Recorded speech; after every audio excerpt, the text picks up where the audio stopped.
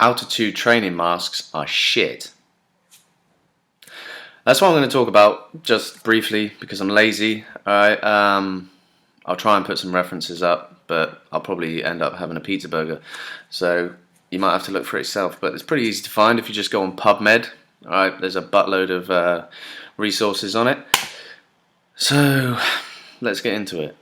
These altitude training masks you see people is normally in fight sports. I have no idea why, but sports like Muay Thai seem to just hold on to these stupid traditional training systems like drinking raw eggs and running for such a long time when it's really not necessary, and wearing these things on the head, sweatsuits, salt baths, blah blah blah blah blah. Okay, but altitude training masks.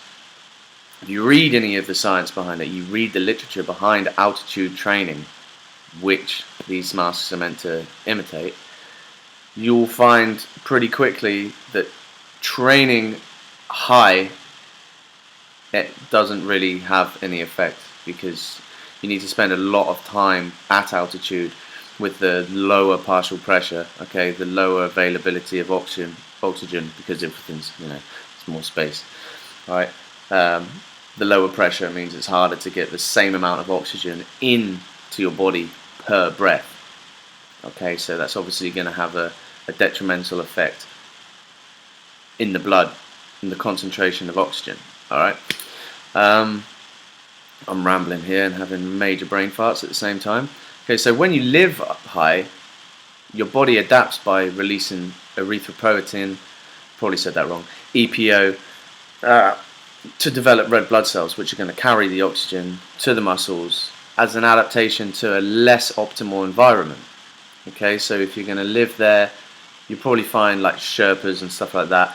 Okay, they can deal with these really, really high altitudes because it's just they're born high and they live high. Okay, they're probably saturated, okay, with red blood cells, so they can deal with the altitude by getting enough oxygen so they don't get cerebral edemas or anything like that when they go too high.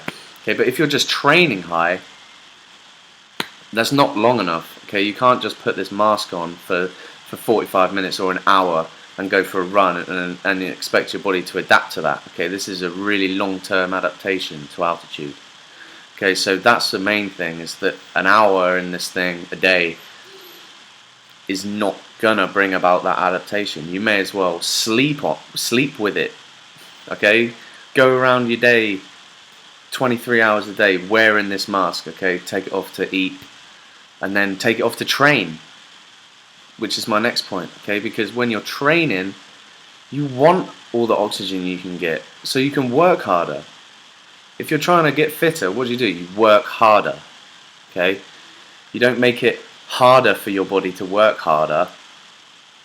You want to find ways of actually working harder so you can increase the training stimulus. Okay, get the oxygen to the muscle, get fitter.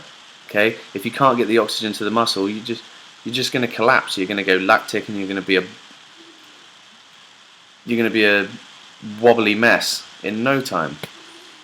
Okay, so get the adaptations up high, train low. Okay, so you can train at that intensity to bring about aerobic development. That's basically it, because I'm rambling, I'm lazy. So don't waste your money, really. If you're gonna spend a load of money on training and you got that sort of money to kick around, then fly to Colorado and live on a mountain. Okay, find somewhere 2,000, 3,000 meters high and just live there, and then roll down to the gym when you want to train. Okay, stop this altitude training mask bollocks in MMA and Muay Thai and all that. Okay, because it doesn't work. Just train hard and be fitter. The only thing that they're probably good for is the fact that it makes it harder to train as a placebo effect when you take it off.